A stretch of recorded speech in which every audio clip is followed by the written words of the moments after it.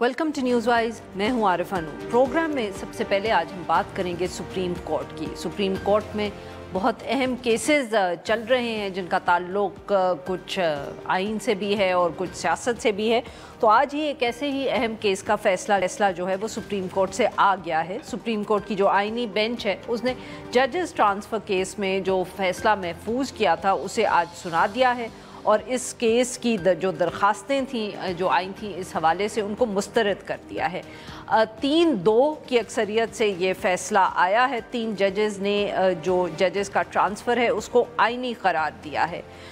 ये 5 रुकनी जो बेंच था इसमें से मोहम्मद अली मज़हर साहब, जस्टिस शाहिद बिलाल हसन साहब और जस्टिस सलाउद्दीन साहब ने अक्सरियती फ़ैसला जो है वो दिया है और कहा है कि जो सदर पाकिस्तान है उनके पास ये इख्तियार मौजूद है कि वो हाई कोर्ट के जजेस को एक अदालत से दूसरी अदालत मुंतकिल कर दें।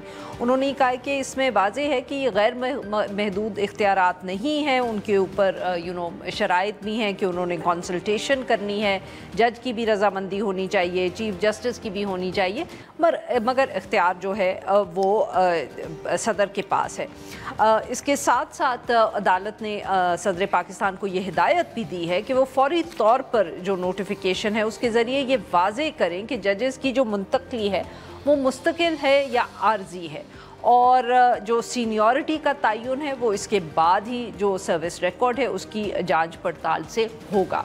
दूसरी जानिब माइनॉरिटी जजमेंट जो है वो भी सामने आया है, उसको भी बहुत तवज्जो दी जा रही है और ये जो इख्तलाफी नोट या माइनॉरिटी जजमेंट है इसमें कहा गया है कि सदारती जो नोटिफिकेशन था वो गैर आइनी था और उन्होंने ये भी कहा कि जो दरख्वास्तें हैं उनको मंजूर कर लेना चाहिए।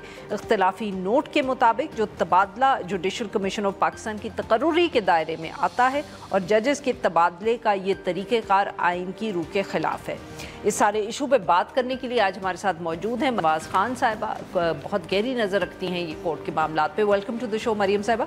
जी, बहुत बड़ा फ़ैसला था, तवक्को शायद यही थी कि ऐसा ही फ़ैसला आएगा। देखिए आरफा, तवक्को ज़ाहिर है जब केस दायर हुआ था तो शायद इस्लामाबाद हाई कोर्ट के खुद इन 5 जजेस को भी अंदाज़ा हुआ होगा कि फ़ैसला यही आएगा।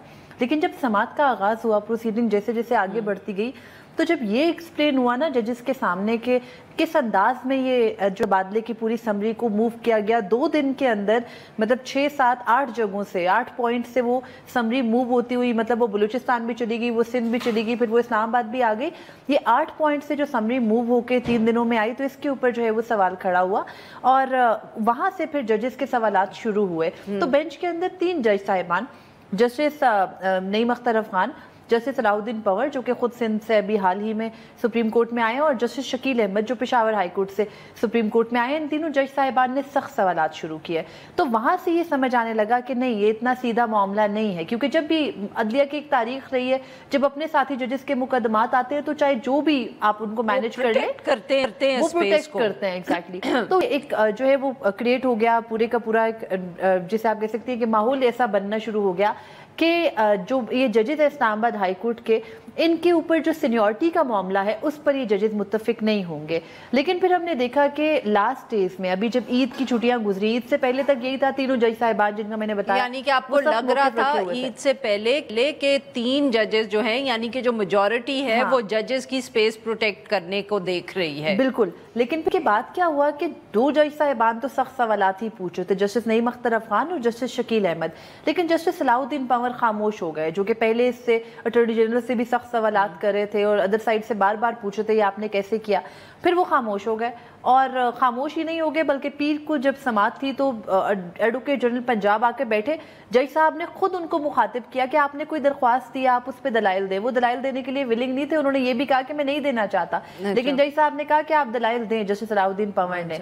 और उसके बाद एडवोकेट जनरल पंजाब के भी जो है वो दलाइल हुए, अटॉर्नी जनरल भी दोबारा आया आज आखिर में, और उसके बाद फैसला कुछ यूँ आ गया कि जो 3 की मेजॉरिटी उस तरफ हमें समझ में आ रही थी जो ईद से पहले थी, वो अचानक से एक जज साहब के दूसरी तरफ जाने में, यानी जस्टिस मोहम्मद अली मज़हर और जस्टिस शाहिद बिलाल हसन की तरफ जाने से मेजॉरिटी चेंज हो गई और 3-2 का फैसला आ गया। यानी बिल्कुल एज था, उन जज साहब का जो वोट था वो डिसाइसिव था। तो उनके उस तरफ जाने से ये तय हो गया कि इस्लामाबाद हाई कोर्ट के जो जजेस का ट्रांसफ़र है वो बिल्कुल दुरुस्त है सदर मुमलिकत ने चाहे 3 दिन में जैसे भी वो पूरी की पूरी जो है वो जो समरी मूव हुई हो, चाहे वो वजारत कानून ने इनिशिएट किया हो, वो सब कुछ ठीक था, बिल्कुल स्मूथ प्रोसेस था, उसमें सबकी राय ली गई, अदलिया के अंदर किसी किस्म की कोई मुदाखलत नहीं है। मुफादे आमा का मामला भी इन जज साहिबान के सोच में जो है वो हो गया और उसके बाद ये उन्होंने अलाउ कर दिया जजेस का ट्रांसफर, बिल्कुल दुरुस्त करार दे दिया। अच्छा मरियम साहब माफ करिएगा आपकी बात में वो, because now I want to understand कि अब इस फैसले के मुताबिक अब ये सारे पावर्स सदर साहब के पास चले गए हैं और वो अब फैसला कर लेंगे कि कहाँ से उन्होंने कब किसी को कहीं ट्रांसफ़र करना है। क्या अब भी वो किसी की रिकमेंडेशन पे ये करेंगे या ये अब इख्तियार जो है ये सदर साहब के पास है? देखिए शॉर्ट ऑर्डर ने इस बात का जवाब नहीं दिया। आर्टिकल 200 के ऊपर जो जजेस का सवाल था ना वो यही था कि वो प्रेसिडेंट के पास कोई जो है ना वो ऐसे पावर्स नहीं है अनफेटेड किस्म के कि वो जो चाहे करें। तो ये जो मेजॉरिटी जजमेंट है वो कहता है कि नहीं, प्रेसिडेंट के पास कोई ऐसा बेदरेख किस्म का इख्तियार नहीं है जो उन्होंने इस्तेमाल किया। उन्होंने तो चीफ जस्टिस पाकिस्तान से भी कंसल्ट किया, उन्होंने मुतलका हाई कोर्ट से भी किया। तो अब मुस्तकबिल में होगा ये कि किसी भी हाई कोर्ट के अंदर आपको लगता है ना कि वहाँ के जजेस जो हैं वो नहीं किसी तरह से मैनेज हो रहे या नहीं, जैसे इस्लामाबाद हाई कोर्ट के जजेस का ये इल्ज़ाम है, अभी वो केस भी पेंडिंग है कि अदलिया के अंदर मुदाखलत है बराह रास्त एजेंसियों की। तो आप क्या करेंगे, जहाँ से आवाज़ उठेगी जजेस तंग करेंगे या किसी को तंग करेंगे, हम ये क्लैरिफाई करते हैं जब वो अब साफ लफ्जों में जब वो निज़ाम को नहीं पसंद आ रहे होंगे या किसी तरह से उनके फैसले तंग कर रहे होंगे आपकी बात, तो यही होगा कि उनके ऊपर लाकर जजेस दूसरी हाई कोर्ट से बिठा दिए जाएंगे। और एक बड़ा पर्टिनेंट सवाल था जस्टिस नईम अख्तर अफगान, और सीनियरिटी भी सदर डिसाइड करेंगे। अब जजेस का केस किसके खिलाफ था? जज साहब सदर मुमलिकत की ट्रांसफर के खिलाफ। क्या किया सुप्रीम कोर्ट की मेजॉरिटी जजमेंट ने? उन्हीं सदर मुमलिकत जिनके इकदाम के खिलाफ ये जजेस आपसे रिलीफ मांगने आए हैं, उन्हीं को वापस ये मामला भेज दिया कि आप सीनियरिटी का भी तयन कर दो और आप ये भी तय कर दो कि ये जजेस परमानेंट है या टेम्पररी हैं, यानी आर्जी तौर पर है, मुस्तकिल है। और ऑलरेडी जो फेडरेशन की राय अटॉर्नी जनरल रख चुके हैं इस अदालत के सामने वो ये है कि जस्टिस सरफराज डोगर, जस्टिस मोहम्मद आसिफ और जस्टिस खादिम सोबरो की जो यहाँ पे तबादला होकर आए हैं वो मुस्तकिल है, वो आर्जी है ही नहीं। तो जिन सवालात का जवाब ऑलरेडी बेंच के सामने आ चुका था फेडरेशन की जानिब से, उसी फेडरेशन को दोबारा आपने ये मामला लिख दिया। और अब नहीं बट मरियम साहब इसमें ये भी तो मैं सवाल पूछूंगी ना, देखिए अभी तो ये सेम पेज चल रहा है ना, तो कल को ये भी कोई दिन आ सकता है कि सदर किसी पार्टी के हों और हुकूमत किसी पार्टी की हो, तो फिर पावर किसके पास होगा? भी ऐसे ही है। तो हमने अभी ऐसे नहीं है, अभी सेम पेज फिलहाल सेम है, पार्टी तो अलग है, लेकिन ये एक सवाल किया, जाहिर बात है हम लोगों के भी दिमाग में यही था कि कुछ वकला का मौक़िफ़ ये है कि अब दोबारा से पूरा प्रोसेस इनिशिएट हो, दोबारा से चीफ जस्टिस पाकिस्तान से मुशावरत होगी, क्योंकि सदर मुमलिकत ऑल एंड ऑल खुद कोई फैसला कर नहीं सकते। तो दूसरी जानिब जो हुकूमती ज़राए हैं और जो हुकूमती वकला हैं वो ये कहते हैं कि नहीं, सदर मुमलिकत ऑल एंड ऑल खुद ही, उन्हें वज़ीर आज़म के मशवरे की ज़रूरत नहीं है, उन्हें काबीना से नहीं पूछना, उन्हें वज़ारत कानून से नहीं पूछना, सदर मुमलिकत खुद ही मंजूरी देंगे और नोटिफिकेशन का कहेंगे वज़ारत कानून को, और वज़ारत कानून जस्टिस सरफराज डोगर की सीनियरिटी का भी और उनकी मुस्तकिल होने का भी जो है वो नोटिफिकेशन कर देगी। और अब जुडिशल कमीशन का इजलास भी तलब हो गया 1 जुलाई को, तो मोस्ट प्रोबेबली वो परमानेंट चीफ जस्टिस भी अपॉइंट हो जाएंगे। बहुत बहुत शुक्रिया मरियम साहिबा, आपने हमारे लिए काला। नाज़रीन यहाँ पे लेंगे एक छोटी सी ब्रेक, और जब हम ब्रेक से वापस आएंगे तो हम बात करेंगे एक तो ईरान के हवाले से, और दूसरा जो फील्ड मार्शल आसिम मुनीर साहब का दौरा है अमेरिका का। वेलकम बैक नाज़रीन, प्रोग्राम के इस हिस्से में हम जिक्र करेंगे जो अमेरिका का दौरा है फील्ड मार्शल आसिम मुनीर साहब का, और साथ में जो इस वक्त खित्ते में कशीदगी मौजूद है, दोनों का ताल्लुक अमेरिका से है। एक तो सबसे पहली बात कि गुज़िश्ता रोज़ जो मुलाकात हुई फील्ड मार्शल आसिम मुनीर साहब की प्रेसिडेंट ट्रंप से, दोनों की मुलाकात वाइट हाउस में हुई, और जैसा कि हमने गुज़िश्ता रोज़ भी जिक्र किया था कि ये पहली मर्तबा है कि पाकिस्तान के किसी चीफ आर्मी स्टाफ जो हैं, जो उस वक्त मार्शल लॉ के ज़रिए मुल्क पर जो हुक्मरानी नहीं कर रहे, उनको वाइट हाउस इस तरह बुलाया गया हो और उनकी जो मुलाकात है वो सदर से हुई हो। تو یہ جو واقعہ پیش آیا اس پہ اب بھی گفتگو ہو رہی ہے، اور نہ صرف اس پہ کہ یہ موقع ملا پاکستان کو، خاص طور پہ ایک ایسے وقت میں جب سب یہی سمجھتے تھے کہ پاکستان کی شاید اتنی اہمیت دنیا میں نہیں رہی، اور خاص طور پہ اس لیے بھی کہ بھارت جو ہے وہ ایک بہت اہم پارٹنر ہے امریکہ کا بھی اور باقی جو ویسٹ میں ممالک ہیں. تو it is being seen as a coup, as we can call it in English. کافی اس پہ بھی ہم گفتگو تفصیل سے کریں گے کہ اس کے پیچھے کیا محرکات ہو سکتے ہیں، کیا وجوہات تھیں کہ یہ اتنی جو اہم میٹنگ تھی یہ ہوئی، وائٹ ہاؤس کی کیا دلچسپی رہی، کیا وہ بھارت پاکستان کے حوالے سے تھی یا وہ معیشت کے حوالے سے تھی یا جو ایران کا واقعہ ہوا ہے اس پہ. اور دوسری طرف ہم بات کریں گے جو ایران کے ساتھ اسرائیل کی اس وقت ہم کہہ سکتے ہیں جنگ کی سی صورتحال ہے، اور لگ اب یہ رہا ہے کچھ دنوں سے کہ ایران جو ہے وہ بھی معاف کریے گا امریکہ جو ہے وہ بھی اس میں شامل ہو سکتا ہے. یہ 2-3 دن پہلے تو لگ رہا تھا کہ جیسے یہ اب فیصلہ ہو ہی گیا ہے کہ امریکہ جو ہے وہ ایران پر حملہ کرے گا، اسرائیل کی مدد کرے گا، مگر پھر جو صدر ڈونلڈ ٹرمپ کے بیانات آئے گزشتہ روز ان سے لگا کہ شاید ابھی جو فیصلہ ہے وہ نہیں ہوا. کیا سچ مچ ابھی تک فیصلہ نہیں ہوا، یا صرف یہ کہ ابھی کیونکہ تیاری ہو رہی ہے تو جو وائٹ ہاؤس ایڈمنسٹریشن ہے وہ کچھ کہنا نہیں چاہتی؟ تو ان ایشوز پہ بات کرنے کے لیے آج ہمارے ساتھ موجود ہے عزیر یونس، سینئر تجزیہ کار ہیں، واشنگٹن ڈی سی سے ہمیں جوائن کر رہے ہیں، اور ہمارے ساتھ موجود ہیں انور اقبال صاحب، سینئر صحافی ہیں، ڈان اخبار سے وابستہ ہیں، وہ بھی واشنگٹن ڈی سی سے ہی ہمیں جوائن کر رہے ہیں. ویلکم ٹو دی شو جینٹلمن. انور اقبال صاحب، سر آپ سے گفتگو کا آغاز کریں گے. بتائیے کہ کوئی ملاقات جب ہوئی وائٹ ہاؤس میں فیلڈ مارشل عاصم منیر صاحب کی اور صدر ڈونلڈ ٹرمپ صاحب کی، اس کے بعد کوئی ایمبیسی سے تفصیلات آپ تک پہنچی ہیں ادر دین دی آفیشیل پریس ریلیز، اور یہ کہ اب آگے ان کی کیا مصروفیات ہیں؟ ایمبیسی اس پہ ذرا خاموش ہے، کچھ بھی نہیں بتا رہی ہے. البتہ یہ ہے کہ ابھی وہاں ہیں، ابھی وہ فوری طور پہ کم از کم آج تو واپس نہیں جا رہے، اور اگر 1-2 دن اور ہیں تو اور بھی ملاقاتیں ہوں گی. اور انہوں نے ملاقاتیں کی بھی، یعنی صرف ساری فوکس جو ہے وہ صدر ٹرمپ سے ملاقات پہ، لیکن وہ آئے ہوئے کئی دنوں سے ہیں اور ان کے اور لوگوں سے بھی ملاقاتیں ہوئی ہیں. ایک اہم وزٹ ہے. میں آپ کو چھوٹا سا واقعہ بتاؤں، ہمارے یہاں تو یہ تاثر دیا جا رہا ہے، بلکہ انڈین میڈیا میں بھی بہت زیادہ کہ اچانک ہو گئی ملاقات. یہ اچانک نہیں ہوئی. جب بلاول بھٹو یہاں آئے ہوئے تھے تو اس وقت آپ کو یاد ہوگا کہ امریکی وہ انڈین وفد بھی یہاں تھا، اور انڈین وفد کی ملاقات ہو گئی تھی وائس پریزیڈنٹ سے، جے ڈی وینس سے، اور اس میں ظاہر انڈین نے جو ان کے ریلیشنز تھے وہ یوز کیے تھے. خاص طور پہ جے ڈی وینس کی بیگم انڈین ہے تو ان کے لیے ایک آسان کام تھا.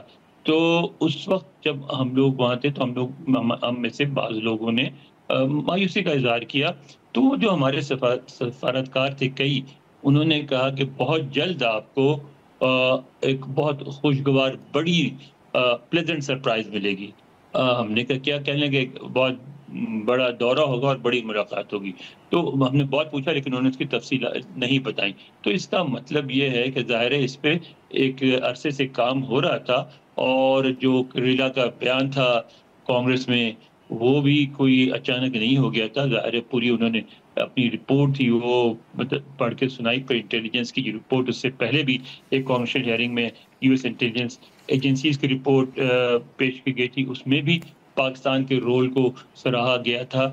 تو میں یہ سمجھتا ہوں کہ ایک واشنگٹن میں احساس ہوا ہے کہ ٹھیک ہے انڈیا زیادہ قریبی حلیف ہے، ٹھیک ہے انڈیا کی زیادہ اہمیت ہے. چائنا کو کاؤنٹر کرنے میں جو کچھ انڈیا کر سکتا ہے پاکستان ظاہر کرنا بھی نہیں چاہے گا، اور انڈیا بہت بڑی اکانومی ہے، سب کچھ ہے. لیکن ایک زمانے میں جو خاص طور پہ اسامہ بن لادن کے والے واقعے کے بعد سے جو رویہ تھا وہ تبدیل ہوا ہے، اور واشنگٹن میں اس ضرورت کو محسوس کیا جا رہا ہے کہ پاکستان سے بھی تعلقات ہونے چاہیے. بالکل ٹھیک. جی عزیر صاحب، آپ نے انور صاحب کی بات سنی. Sir, to carry the conversation forward from here, کیسے دیکھا جا رہا ہے اس ملاقات کو واشنگٹن ڈی سی کے جو تھنک ٹینک کے سرکلز ہیں؟ اور کیا آپ کے خیال میں واٹ ور دی ایشوز، کیونکہ جیسے انور صاحب نے کہا کہ یہ ملاقات تو پہلے طے ہو چکی تھی، کافی عرصے سے اس پر اگر کام ہو رہا تھا، تو پھر اس کے پیچھے جو بھی وجوہات تھیں یا جو بھی ریزننگ تھی it had less to do with Iran than with other factors, آپ اتفاق کریں گے؟ جی میں بالکل اس بات سے اتفاق کرتا ہوں، اور جو مین ریزننگ ہے صدر ٹرمپ کی انتظامیہ کی جس وجہ سے یہ ملاقات ہوئی، وہ یہ کہ کافی سالوں سے پاکستان کو امریکہ کے اندر، بالخصوص صدر بائیڈن کے دور کے اندر، بھارت کے لینس سے دیکھا جا رہا تھا کہ اگر ہم پاکستان سے انگیج کریں گے تو بھارت کی ریلیشن شپ پہ کیا امپیکٹ ہوگا اس کا، اور ہم نہیں چاہتے کہ اس ریلیشن شپ میں کوئی والیٹیلیٹی آئے۔ صدر ٹرمپ کی انتظامیہ کا ماننا ہے کہ ساؤتھ ایشیا میں ہمیں اسٹریٹجک آٹونومی مینٹین کرنا ہوگی، یعنی کہ چاہے وہ بھارت ہو، بنگلہ دیش ہو، پاکستان ہو، وہ ریلیشن شپ اس کے اپنے میرٹس اور اس کے اپنے بینیفٹس کے اوپر ہی جج کی جائے گی۔ تو نمبر ایک تو یہ۔ نمبر دو یہ کہ جو مین ایشوز ہیں اس وقت بڑے نیرو ہیں، لیکن نیرو انٹرسٹ کے اندر ہی پاکستان اور امریکہ کے تعلقات کی بہتری ہے۔ اس پہ سب سے سر فہرست کاؤنٹر ٹیررزم ہے، اس کے بعد کرٹیکل منرلز کا ایکسیس ہے، جہاں ریکوڈک میں آلریڈی بیرک گولڈ جو کہ کینیڈین مائننگ کمپنی ہے وہ موجود ہے۔ پاکستان چاہتا ہے کہ اور بھی ویسٹرن کمپنیز آئیں، اور امریکہ بھی یہی چاہتا ہے، تو اس پہ اتفاق ہے۔ اور اس کے ساتھ ساتھ یہ جو بڑھتی ہوئی کٹنگ ایج ٹیکنالوجی کا اسپیس ہے، جہاں کرپٹو مائننگ، آرٹیفیشل انٹیلیجنس دو بڑے ٹاپکس ہیں، اس پہ کام کرنے کی بات ہو رہی ہے، اور وہ بھی اس لیے ہو رہی ہے کہ پاکستان کو امریکی ٹیکنالوجی چاہیے، اور پاکستان کے جو سافٹ ویئر ڈیولپرز ہیں یا انٹرپرنرز ہیں وہ امریکی مارکیٹ میں کام کرتے ہیں، تو وہ چاہتے ہیں کہ اس میں ڈیپننگ ہو اور کام آگے بڑھے۔ تو یہ تین براڈ جو ایشوز ہیں اس پہ پروگریس ہو رہا ہے، اور میں سمجھتا ہوں کہ اس پہ پروگریس بڑھتا رہے گا۔ آنے والے ہفتوں میں آپ دیکھیں گے کہ تجارت کے اوپر بھی اچھے فیصلے ہوں گے، اور اس کے بعد جو ایک ریلیشن شپ ہے وہ نیرو بینڈ میں رہتے ہوئے پروگریس کرے گی۔ بالکل صحیح۔ تو آپ سر، آپ کی باتوں سے جو مجھے سمجھ آ رہا ہے کہ اس دفعہ چاہے نیرو بینڈ ہے، but it's not a narrow band which is based on, جس کو وہ ایک افغانستان کے اوپر جو کنورجنس یا ڈائیورجنس ہم کہہ لیتے تھے نا پچھلے سالوں میں، تو ہم نے یہی دیکھا ہے۔ آپ کہہ رہے ہیں اس دفعہ ٹیکنالوجی، منرلز، دس از دا نیرو بینڈ۔ میں ایک بات اس پہ ایڈ کر دوں، یہی جو ایشو ہے یہاں تھنک ٹینکس کی آپ نے بات کی، جو پرانے ایکسپرٹس ہیں ان کو کنفیوژن اسی بات پہ جو میں نے ریڈ کیا وہ یہ ہے کہ وہ پوچھ رہے ہیں پاکستان کیا مانگ رہا ہے امریکہ سے، کیونکہ ایک 20 سال سے ریلیشن شپ رہی ہے کہ پاکستان امریکہ سے چیزیں مانگتا ہے اور پھر امریکہ دیتا ہے یا نہیں دیتا اپنے اس کے پالیٹکس کی وجہ سے۔ اس دفعہ پاکستان کچھ زیادہ مانگ نہیں رہا، پاکستان کہہ رہا ہے کہ ایک ریلیشن شپ ہے، اس کے اندر کچھ چیزیں آپ کے فائدے کی ہیں، کچھ چیزیں ہمارے فائدے کی ہیں، تو اس پہ ہم ڈیل کرتے ہیں، لیکن مانگ کچھ نہیں رہا۔ اور اسی وجہ سے جو ہے پچھلے 2 دن کے اندر جو گفتگو ہوئی ہے ایکیڈیمکس کی، اسکالرس کی، تھنک ٹینک ایکسپرٹس کی، وہ یہی سمجھنا چاہ رہے ہیں کہ ایسا کیسے ہو سکتا ہے کہ پاکستان کے آرمی چیف آئے ہوئے ہیں اور کوئی لمبی لسٹ نہیں ہے مانگوں کی امریکہ سے۔ تو یہ بھی ایک بڑی تبدیلی آئی ہے ریلیشن شپ میں۔ انور صاحب، بہت اہم بات کی، very little time if you'd like to comment on this, کہ ہم بھی یہاں یہی پوچھ رہے ہیں کہ پتہ نہیں پاکستان ایران کے معاملے میں کیا کوئی مدد کر سکتا ہے، کیا اس کے ایکسچینج میں ایڈ ملے گی؟ عزیر صاحب کی بات سے لگ رہا ہے ایسا کوئی ایشو نہیں ہے۔ دیکھیں عزیر صاحب میں ایک خوبی تو یہ کہ انہوں نے مجھے پاکستانی آم کھلائے تھے، اور دوسری خوبی یہ ہے کہ میرے ان کے خیالات میں مماثلت ہے۔ دیکھیں جب صدر ٹرمپ سے بھی کل پوچھا گیا تو انہوں نے ان سے کہ جو آپ کی ملاقات ہے اس میں کیا بات چیت ہوئی، تو اس میں انہوں نے 3 باتوں کا ذکر کیا، کسی ایک بات پہ فوکس نہیں کیا۔ کیونکہ سوال ایران سے متعلق تھا تو انہوں نے پہلی بات ایران کی کہ پاکستانی ایران کو ہم سے اور بہت سے لوگوں سے بہتر سمجھتے ہیں، اور وہ لیکن ان کا رویہ they are not bad with Israel, یہ بھی کہا ان کا رویہ اسرائیل کے بارے میں برا نہیں ہے۔ اور پھر انہوں نے یہ بھی کہا کہ پاکستان اور میرے خیالات اس معاملے میں ان میں بھی مماثلت ہے۔ ایک تو یہ بات کی، دوسری پھر انہوں نے بات کی انڈیا پاکستان جو وار ہوئی تھی، جو ایئر کمبیٹ تھا، اس کی بات کی۔ انہوں نے کہا کہ میں نے ان کو اس لیے دہرانے پہ بلایا ہے کہ انہوں نے میری بات مانی اور جنگ روک دی۔ تو یہ دیکھیں، پھر انہوں نے بات کی تجارت کی کہ وہ انڈیا اور پاکستان دونوں سے تجارت میں اضافہ چاہتے ہیں۔ تو آپ یہ دیکھیں 3 چیزیں تو وہیں آ گئی، اور تو مجھے اس پہ یہ یاد ہے کہ یہ تھنک ٹینک کے ایکسپرٹ ہیں उन्होंने भी कल ये बात की थी कि उसको सिर्फ ईरान के तनाजुर से इस मुलाकात को देखना गलत होगा। बिल्कुल नाज़रीन, यहाँ पे लेते हैं हम एक छोटी सी break. We'll be right back. Welcome back नाज़रीन, हम गुफ्तगू कर रहे हैं उज़ैर यूनुस साहब से और अनवर इकबाल साहब से, और हम उनसे बात कर रहे हैं जो इस वक्त एक तरफ फील्ड मार्शल आसिम मुनीर साहब का दौरा अमेरिका का और दूसरी तरफ जो ईरान पर हमले की तैयारी हो रही है। उज़ैर साहब, ऑब्वियसली ईरान का जिक्र जैसे अभी अनवर साहब भी याद करवा रहे थे कि सदर ट्रंप ने दोबारा भी किया। Sir, what is now the status? Because obviously अब समझ नहीं आ रहा, एक तरफ सबका ख्याल है कि अब हमला तो अमेरिका की तरफ से होगा ही होगा, मगर फिर खबर आती है कि नहीं, अभी शायद फैसला नहीं हुआ। What's your take on this entire matter? Arifa, options सदर को दे दिए गए हैं जिनमें अमरीकी जो बॉम्बर्स हैं उनकी कैंपेन जो कि फरदो का मेन टारगेट है ईरानी फैसिलिटी का, वो डिस्कस हो चुका है। अब ball is in the president's court. जहाँ तक मैं जान रहा हूँ वो ये कि सदर साहब नहीं चाहते कि बॉम्बिंग कैंपेन की जाए, लेकिन वो चाहते हैं कि ईरान टेबल पर आए और अमरीकी जो मुतालबात हैं ज़ीरो इनरिचमेंट के उन्हें कबूल करे। मसला ईरान के लिए इस वक्त ये है कि ईरान के पास सच इतनी ज़्यादा कोई लेवरेज नहीं है, ये डीसी में व्यू है इस वक्त। और उसकी आम पाकिस्तानी अल्फाज में अगर मैं उसकी एनालिसिस दूं तो वो ये कि अभी बकरा ईद गुजरी थी, तो आप समझ लें कि अगर आप 10 दिन पहले ईद से बकरा या गाय लेने जाते हैं तो रेट महंगी मिलती है, आखिरी दिन चांद रात पे डिस्काउंट पे मिलती है, और चांद रात पे अगर बेचने वाले के 1-2 बकरे जो खुदा ना ख्वास्ता बीमारी से मर गए हों तो उसको रेट और कम मिलता है। तो ईरान का हाल इस वक्त यह है कि वो चांद रात पे बकरा बेचने की कोशिश कर रहा है, लेकिन 2 बकरे उसके ज़ख्मी हैं और 1-2 पे ज़ख़म भी बहुत ज़्यादा है, और ख़रीदने वाला जो कि अमेरिका है वो कह रहा है कि आप मेरी रेट पे बात करें वरना मैं चले जाऊंगा। तो बात इस वक्त पे रुकी हुई है कि अमेरिका भी चाहता है कि कुर्बानी हो, निगोसिएशन से बात आगे बढ़े, लेकिन उसके लिए ईरान को भी टेबल पे आके मुज़ाकरात के अंदर अमरीकी टर्म्स माननी पड़ेंगी, और यही पॉस्चरिंग इस वक्त जो है वो हो रही है। लेकिन प्लान्स डिस्कस हो चुके हैं वाशिंगटन में। सदर साहब नहीं चाहते कि एस्केलेशन हो, लेकिन डिप्लोमेसी अल्टीमेटली उसी वक्त होगी जब ईरान भी टेबल पे आके मुज़ाकरात करने के लिए राज़ी होगा। बिल्कुल सही सर। अनवर साहब, आपने उज़ैर साहब की बात सुनी, बट सर जो यहाँ ऑब्वियसली हम पढ़ते या देखते हैं तो उससे ये भी पता चल रहा है कि जो कंस्टिट्यूएंसी है सदर ट्रंप की, अब उसमें भी बहुत खदशात हैं या ये तनकीद हो रही है एट द आइडिया कि एक और मुल्क पे हमला किया जाए, क्योंकि ऑब्वियसली बहुत सालों से सदर ट्रंप जो हैं वो ये तनकीद करते रहे हैं अमरीकी सियासत पर कि मुल्क से बाहर जंगों में जो है जाके फंस जाते हैं और उसकी वजह से नुकसान अमरीकी शहरियों का होता है।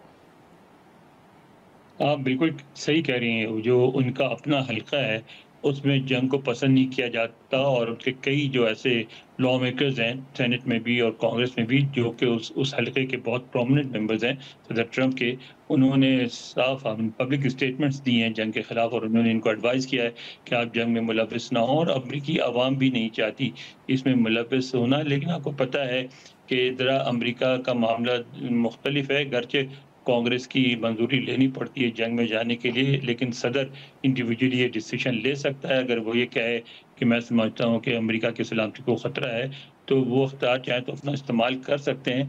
मगर मुझे लगता है कि सदर ट्रंप भी अभी चाहते हैं कि आखिरी वक्त में कोई बात बढ़ जाए, या ये भी कहा जा रहा है कि वो चाह रहे हैं कि अब भी ईरान जो है ओमान में आए और कोई गुफ्तगू करे। पाकिस्तान में मैं समझता हूँ चीज़ों को समझने में थोड़ी सी दुश्वारी इसलिए हो रही है कि जिस तरह यहाँ एक वर्जन दिखाया जाता है वहाँ दूसरा वर्जन दिखाया जाता है जंग का, और पाकिस्तान में बैठे लोगों को शायद ये लग रहा है कि ईरान फतह के करीब है, जो कि ऐसा नहीं है। अमेरिका के वसाइल बेपनाह हैं, और मैं समझता हूँ ईरानी भी इस बात को समझते हैं, और मुझे तो लगता है कि ईरानी शायद 11th आवर पे अमेरिका की बात मान जाए। बिल्कुल सही। उज़ैर साहब, यही योर कमेंट ऑन दिस कि ये कितना प्रेशर जो है अपनी कंस्टिट्यूंसी से सदर ट्रंप पर है इस बात का कि अगर हमला किया भी तो उनके ऊपर ये दबाव रहेगा to make it very quick and short. दबाव बहुत ज़्यादा है और एक तरह से हम कह सकते हैं कि उनकी कोalition के अंदर इस वक्त सिविल वॉर जो है वो चल रही है, जहां टकर कार्लसन और स्टीव बैनन जैसे लोग एक तरफ हैं और लॉरा रूमर और सेनेटर टेड क्रूज जैसे लोग दूसरी तरफ खड़े हैं। और जो वॉर क्रिटिक्स हैं जो कह रहे हैं आप ये ऐसा ना करें, वो यही समझाने की कोशिश कर रहे हैं कि वाशिंगटन के अंदर फॉरेन पॉलिसी का जो एक ग्रो है जो हमेशा जंग चाहता है, वो बड़े अच्छे ख्वाब दिखाता है सुदूर को। यही ख्वाब बुश को दिखाए गए, ओबामा को दिखाए गए और उससे पहले भी और सुदूर को दिखाए गए कि बड़ा क्विक और एफिशिएंट ऑपरेशन होगा, लेकिन उसके बाद इट्स द डे आफ्टर जहां असल काम शुरू होता है और असल जो है वो अमरीकी वसाइल और अमरीकी जानें जाती हैं। तो इस वक्त यही जो है वो डिबेट चल रही है। एक बात पाकिस्तानी ऑडियंस के लिए जानना ज़रूरी है कि ऑफ कोर्स डोनाल्ड ट्रंप जो हैं वो आइडियोलॉजिकल सदर नहीं है, बड़ा फ्लिप फ्लॉप करते हैं, यू टर्न लेने के माहिर हैं हम कह सकते हैं, लेकिन दो चीज़ों में वो पिछले 40 साल से कंसिस्टेंट रहे हैं अपने व्यू में publicly, even before he became a politician. Number एक तिजारत कि ओपन ट्रेड अमरीकी मईशत को हॉलो आउट कर रही है, उसका ख़ात्मा हो रहा है अमरीकी मैन्युफैक्चरिंग का इस ओपन ट्रेड की वजह से। और नंबर दो कि जंगें बेहतर नहीं हैं अमरीकी नेशनल सिक्योरिटी इंटरेस्ट के लिए। ये इनका बड़ा क्रिटिकल व्यू है, बड़ा डीपली हेल्ड व्यू है। और यही व्यू हमें इस वक्त नज़र आ रहा है कि जहां ऑप्शंस डिस्कस हो चुके हैं वो अनकंडीशनल सरेंडर की बात कर रहे हैं, लेकिन ये पॉस्चरिंग है क्योंकि वो चाहते हैं कि ईरान मेज़ पर आए और खित्ते के दूसरे ममालिक बिलखुसूस सऊदी अरब और पाकिस्तान भी इसमें शामिल हैं। वो चाहते हैं कि ईरान मेज़ पर आए और मुज़ाकरात के थ्रू ये मसला हल हो, क्योंकि जंग किसी के फेवर में नहीं है। और डोनाल्ड ट्रंप ये बात खुद बड़ी डीपली हेल्ड कन्विक्शन से बिलीव करते हैं। बिल्कुल। Now I have a very quick question, वक्त बड़ा कम है, सो 30 सेकंड्स टू ईच। ये इस बात में कितनी सच्चाई है कि रजीम चेंज की तरफ मामला जा रहा है? यू नो अनवर साहब, beginning with you, 30 seconds sir. अगर आप वाशिंगटन से देखें तो लगता है कि शायद रजीम चेंज की तरफ मामला जा रहा है। अगर आप पाकिस्तान से देखें या ईरान बैठ के देखें तो वहाँ से यही लगता है कि रजीम मजबूत है। लेकिन एक बात तो वाज़ह है कि जिस तरह तवक्को थी कि अवामी रिएक्शन सामने आएगा और लोग सड़कों पे निकल आएंगे, वो तो नहीं हुआ। बिल्कुल ठीक। उज़ैर साहब जी, रजीम चेंज की तरफ मामला नहीं जा रहा, रजीम की रिकैलिब्रेशन ज़रूर हो रही है, क्योंकि आप अगर अटैक्स देखें, जो टेम्पो है इजरायली अटैक्स का, जिन लोगों को उन्होंने मारा है वो तमाम ज़्यादातर जो हैं वो IRGC से हैं, कोर इरानियन मिलिट्री से नहीं है। तो ये भी जानना ज़रूरी है कि रजीम जो है वो एक मोनोलिथ नहीं है, एक इदारा नहीं है, उसके अंदर भी जो है डिवाइड्स हैं और उसके अंदर भी इंटरेस्ट ग्रुप्स हैं। तो एक कोर इंटरेस्ट ग्रुप को टारगेट किया जा रहा है रिकैलिब्रेट करने के लिए रजीम को। बहुत बहुत शुक्रिया हमारे दो मेहमानों का, उन्होंने हमारे लिए वक्त निकाला। यहाँ पे लेंगे हम एक छोटी सी ब्रेक और जब हम ब्रेक से वापस आएंगे तो हम बात करेंगे बजट। वेलकम बैक नाजरीन। प्रोग्राम के इस हिस्से में हम एक दफ़े फिर जिक्र करेंगे पाकिस्तान की मईशत का। बजट आया है जो, और आज की ताज़ा तरीन डेवलपमेंट्स हैं। अगर शुरुआत उससे कर लें तो आज प्राइवेटाइजेशन कमीशन की तरफ से एलामिया सामने आया है, जिसमें उन्होंने बताया है कि एक दफ़े फिर जो PIA की प्राइवेटाइजेशन है और उसका जो अमल है वो शुरू हो गया है। बकौल इस एलामिया के 19 जून की तारीख जो है वो मुकर्रर की गई है।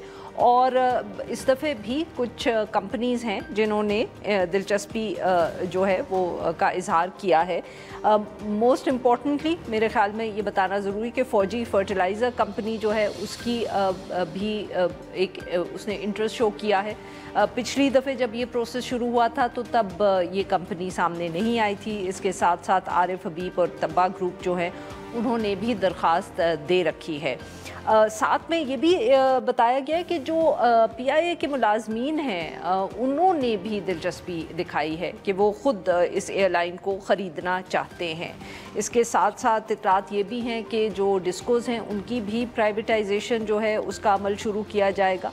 कुछ दिन पहले हमने पावर मिनिस्टर से जब बात की थी तो उन्होंने कहा था कि साल के आखिर तक की डेडलाइन है उनके पास।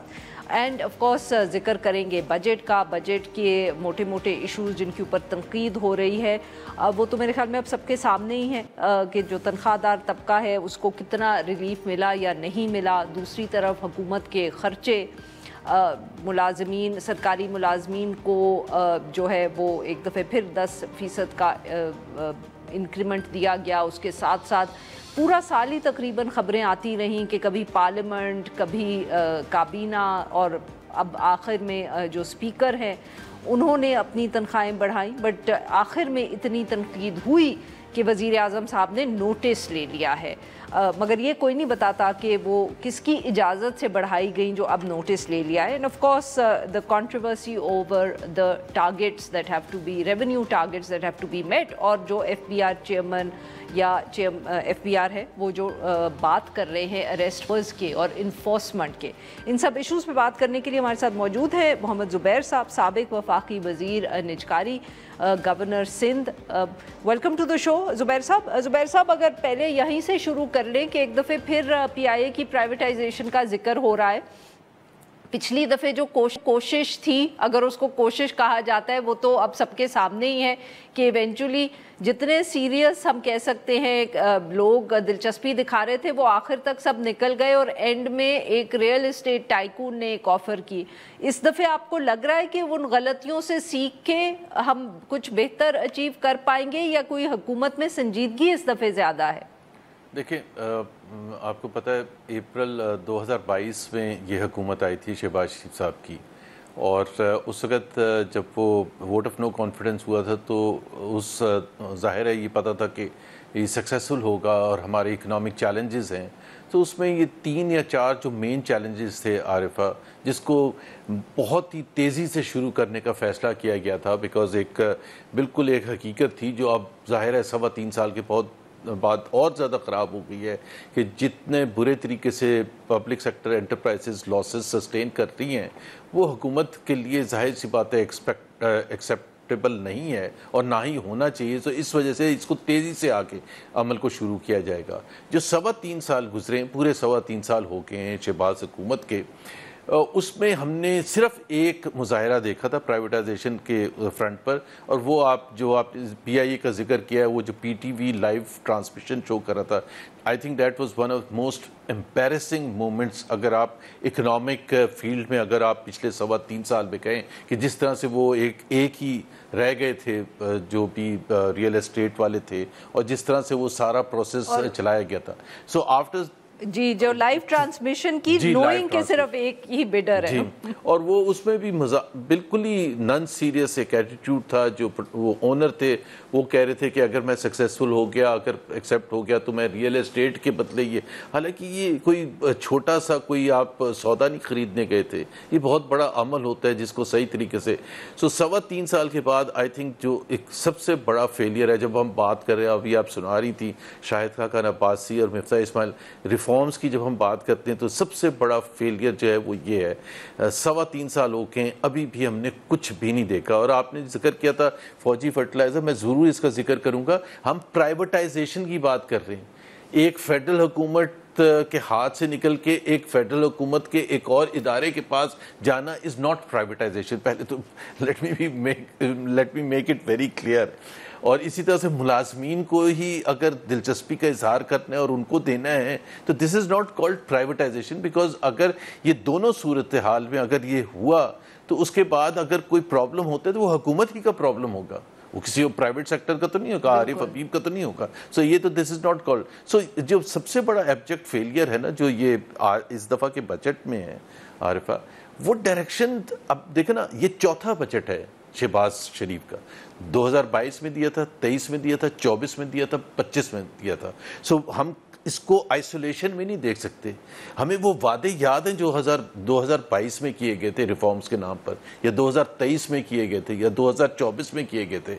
सो आज तक अभी उससे पहले भी याद करवा सकती हूँ मैं आपको, उससे पहले भी वादे किए गए थे। जी, उससे पहले भी किए थे, बट ये जो ये कहा था कि जी, और असेंबली के फ्लोर पर भी कहा था, जलसों में भी कहा था शहबाज शरीफ ने प्राइम मिनिस्टर बनने के बाद कि मैं इकोनॉमी को टर्न अराउंड कर दूंगा, अगर टर्न अराउंड नहीं कर सका तो मैं पता नहीं क्या कर दूंगा, वो तो जो उनके अल्फाज होते हैं।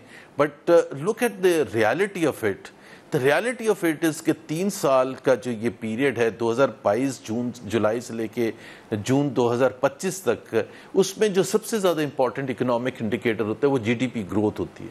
उसका अगर हम एवरेज लें तो 1.66% बनता है, और वो भी मैं उस फेक नंबर के बेसिस पर कह रहा हूँ जो इस साल 2.68 کہا گیا سر معاف کریے گا میں آپ کی بات کاٹ رہی ہوں because I want you to comment on it. حکومت سے جب پوچھیں تو one of the bigger achievement جو وہ ہمیں بتاتے ہیں وہ یہ کہتے ہیں کہ جی ہم نے خرچے بڑے کم کر لیے ہیں in terms of interest rate payments and all of that. وہ نمبرز میں چلے جاتے ہیں سرپلس اور پرائمری ڈیفیسٹ اور یہ وہ. I mean do you think that's an achievement? That is not an achievement. وہ اس کی کاسٹ کتنی ہے دیکھیں نا. اگر آپ یہ کہتے ہیں کہ ہم نے پرائمری سرپلس کیا ہے, یا اگر آپ یہ کہتے ہیں کہ ہم نے کرنٹ اکاؤنٹ ڈیفیسٹ کو چینج کر دیا اور بہت کم لے ہیں, یا انٹرسٹ پیمنٹس کو کم کر دیا. ایک تو انٹرسٹ پیمنٹس 22% خود ہی لے کے گئے تھے جب آئے تھے تو اس وقت 12% تھا, اس کو 22% لے کے جا کے اب 11% آ کے ہے, تو اس کی وجہ سے آپ کے اخراجات میں کمی آئی ہے. لیکن عارفہ پاکستان کے عوام نے اس کی بہت بڑی اس کو سزا ملی ہے. 45% لوگ غربت کی لکیر سے نیچے چلے گئے ہیں. ان امپلائمنٹ ریٹ 22% ہے جو پاکستان کی تاریخ میں کبھی نہیں ہوا. 8-9% جب ان امپلائمنٹ ریٹ ہوتا ہے تو لوگوں کی چیخیں نکل جاتی ہیں. یہاں 22% ان امپلائمنٹ ریٹ ہے. اگر آپ پرچیزنگ پاور لیں, اگر مڈل کلاس کے لیے جو مشکلات پیدا ہوئی ہیں, جس کی تنخواہ 50,000 تھی اس کی آج پرچیزنگ پاور کی ویلیو جو ہے 20,800 روپے. یہ حکومت کے سٹیٹسٹکس ہیں, میں اپنے سٹیٹسٹکس نہیں بتا رہا. سو آپ امیجن کریں جس کے پاس اگر اس کی جاب بچی ہے تو اس کی جو ویلیو ہے 50,000 کی آج 21,000 سے بھی کم ہے. سو آپ کس طبقے کے لیے, آپ نے کس کے لیے یہ ساری اکنامک جو آپ کہہ رہے ہیں. اور سب سے بڑی بات یہ ہے کہ جو خرابی ہے کہ ایک طرف آپ کی اکانومی چل نہیں رہی ہے. میں نے جس طرح کا 1.66% ایوریج گروتھ ہے پچھلے 3 سال میں, which is the worst 3-year average in our history. اور آپ جو ٹیکسز کا جو آپ بھرمار کرتے ہیں, جس سگنیفیکنٹ نمبر سے آپ بڑھانے کی بات کرتے ہیں ایئر اوور ایئر, بھائی ایک اکانومی بھی تو چلنی چاہیے نا, اکانومی بھی تو ایکسپینڈ ہونی چاہیے. اگر وہ 1% لیس دین دا پاپولیشن گروتھ ہے تو وہ تو اکانومی گرو ہی نہیں کر رہی ہے. اور اس میں آپ جب ٹیکسز آئی ایم ایف پہ ڈال دیتے ہیں نا کہ وہ تو آئی ایم ایف چاہتا ہی نہیں ہے, کہتے ہیں سسٹینیبل گروتھ ہونی چاہیے, ہم نے بوم نہیں کرنا, ایسی گفتگو ہوتی ہے. دیکھیں 3 سال کے بعد اب دیکھیں نا 4 سال تو US پریزیڈنشل ٹرم ہوتا ہے, 4 سال کانگریشنل ٹرم ہوتا ہے, which is basically considered reasonable period that you will fix everything from foreign policy to economy to everything, domestic issues.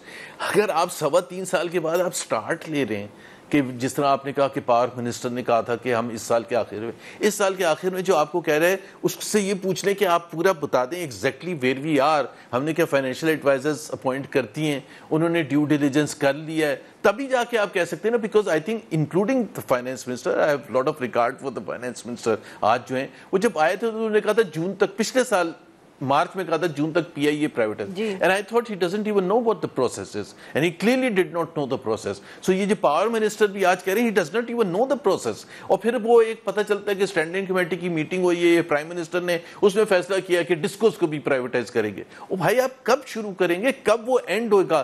اس دوران 1 ٹریلین روپیز سے زیادہ کا پبلک سیکٹر انٹرپرائزز کو لاس ہونا شروع ہو گیا on an annual basis, and this is increasing on a deadly پیس. تو ہم اگر اس کو سیریسلی نہیں لیں گے تو میرا خیال ہے کوئی ریفارمز ہم نے کرنے میں بالکل. اور سب سے بڑی بات میں عارفہ ہمیشہ سے یہ کہتا ہوں, پلیز دیکھیں جب تک آپ ہیومن ڈیولپمنٹ انڈیکیٹرز کو فکس نہیں کریں گے اکنامک پروسپیرٹی نہیں آئے گی.